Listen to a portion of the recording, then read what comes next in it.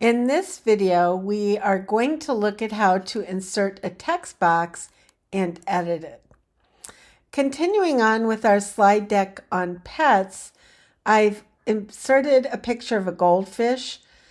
I will have another video on how to deal with inserting photos. For now, we want to put a text box below it so that we can add the vocabulary word. I'm going to go up to the top left and click on Insert and go down to the second one, text box. Don't worry if you put the text box in the wrong location. You can always move it around. I'm going to put it right down here below the photo.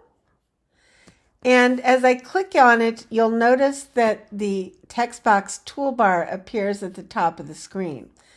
If I click out of the toolbar, it's no longer there. The text box is no longer there. But I'm going to click in it and I'm going to see what we have here. So along the toolbar, there's quite a few different options. Most of them won't apply to this. I like to keep the slide very simple so that the learner can look at the word, look at the picture, and not be too distracted. In case you need it, there's a fill option to fill the text box with a color or to put a border on it. You probably won't need that unless there's something that you have a specific style for. The next option is the font. I usually keep it at an Arial or a very simple font, but if there's another one you prefer, you can check it out. The next box is to pick the font size. So I'm going to go in here now and I'm going to click in and type the word goldfish. And I'm going to look at the font. So I'm going to highlight it. And usually I make mine 24, but you can pick what works for you. You can also boldface, italicize, or underline the word.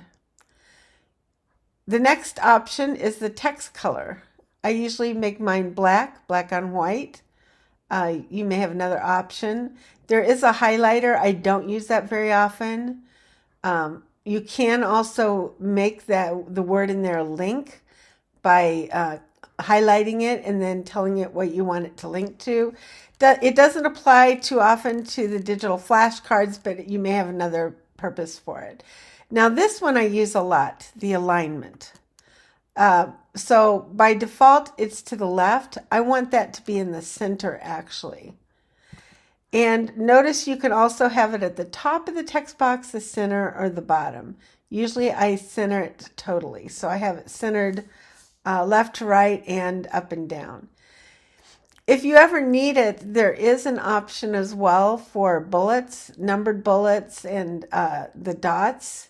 You can do indentation or increasing or decreasing the indentation. But for the purpose of digital flashcards, I try again to keep it as simple as possible.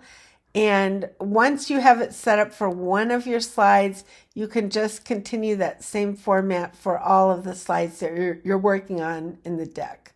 So that is it for text boxes.